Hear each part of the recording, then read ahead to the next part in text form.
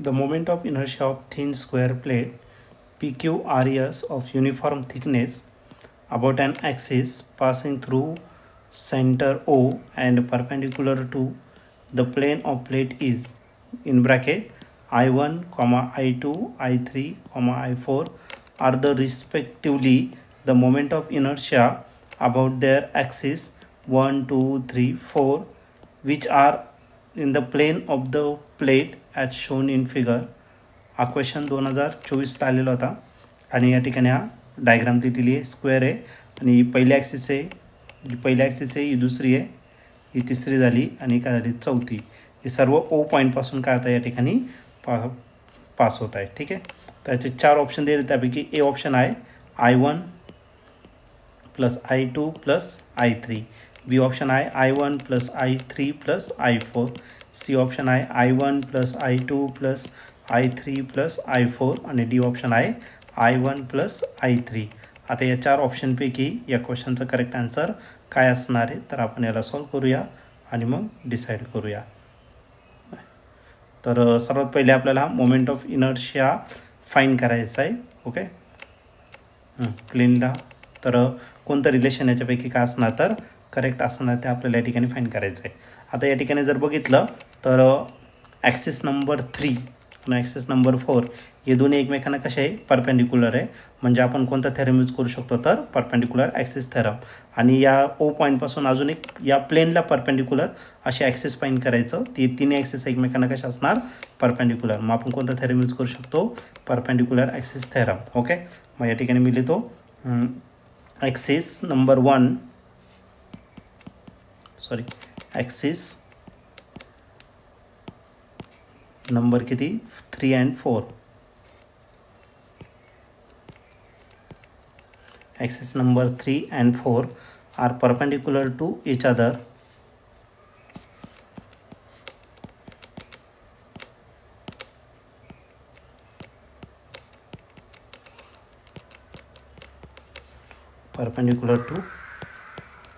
एकमेकांना कसे आहे परपेंडिक्युलर.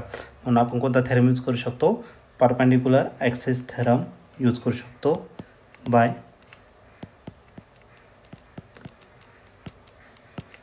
Perpendicular axis theorem.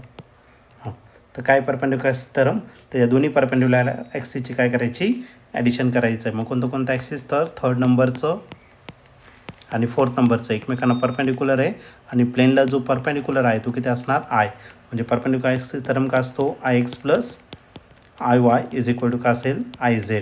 मग हे दोन्ही म्युच्युअली परपेंडिक्युलर आणि त्या प्लेनला परपेंडिक्युलर तो घ्यायचा आहे. मग या पद्धतीने आपण त्याला राईट केलेलं आहे. ठीक आहे. सिमिलरली आता एक काम करा, याला काय करा इक्वेशन 1 कन्सिडर करा.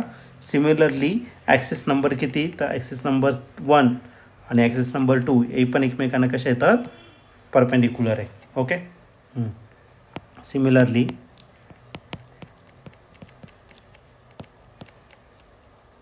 Axis number 1 and 2 are perpendicular to each other.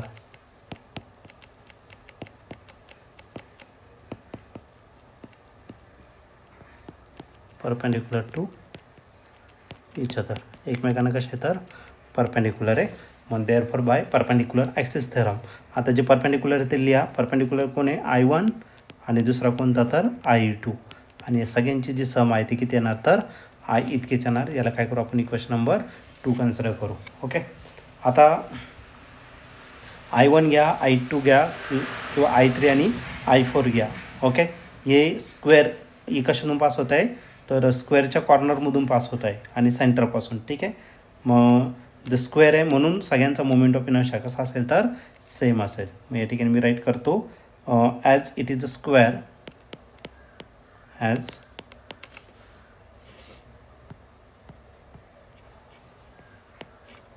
It is a square.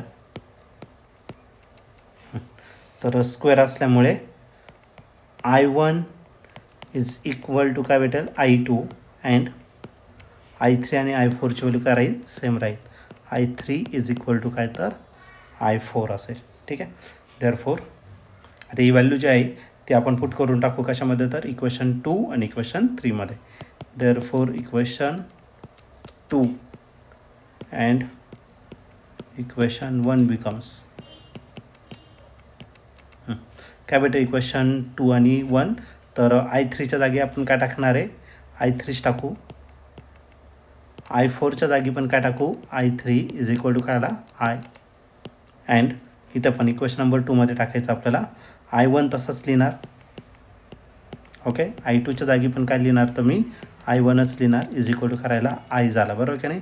मग I3 प्लस I3 की झाला 2 I3 इज इक्वल टू करायला I. And I1 plus I1 की झाला 2 I1, तो पण काय झाला I झाला. म्हणजे याचा अर्थ I3ची व्हॅल्यू किती भेटली, तर I divided by 2. And I1 किती भेटला, तर तो देखील भेटला I divided by 2.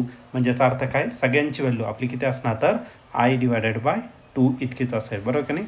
Therefore we can write that I1 is equal to I2 which is equal to I3 which is equal to I4 and which is equal to I divided by 2. तर सगळ्यांची value एवढीच असणार आहे. मग ही value आपण equation 1 बघा, मग I1 I2 फक्त दोघांचंच रिलेशन आपल्याला घेता येईल, I1 I2 किंवा या दोघांचं, बरोबर की नाही, इज इक्वल टू I असणार आहे. मग या दोघांचं रिलेशन आपल्याला यूज करता येईल. मग दोन रिलेशन किती आहे, तर दोनचं फक्त ऑप्शन डी आहे, बरोबर ना. त्याच्यात कोण आहे, I1 आणि I3. मग एक काम करू शकतो आपण, I1 तसाच ठेवा, इक्वेशन नंबर 2 जो दिसतोय I1 तसाच ठेवा. I2च्या जागी तुम्ही काय करू शकतात, I3 टाकू शकतात. ओके,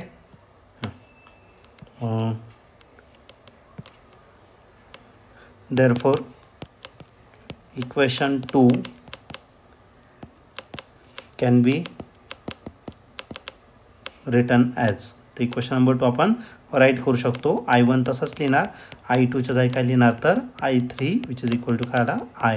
मग मोमेंट ऑफ इनर्शिया त्या स्क्वेअरचा आणि त्या प्लेनला परपेंडिक्युलर जर असेल तर त्याचा मोमेंट ऑफ इनर्शिया, या दोघांची काय करावं लागेल, आपल्याला सम करावी लागेल. ओके, मग या ठिकाणी तुम्ही ऑप्शन जर बघितलं तर ऑप्शन नंबर फक्त एकच या ठिकाणी मॅच होतो आहे, तो म्हणजे ऑप्शन डी. ओके, मग ऑप्शन डी या ठिकाणी करेक्ट आन्सर असणार आहे. मग या क्वेश्चनचा answer option D. Option D म्हणजे काय, मोमेंट ऑफ इनर्शिया प्लेनला परपेंडिक्युलर असेल तर तो इक्वल होते I1 प्लस I3 यांच्या समशी रिलेटेड असेल.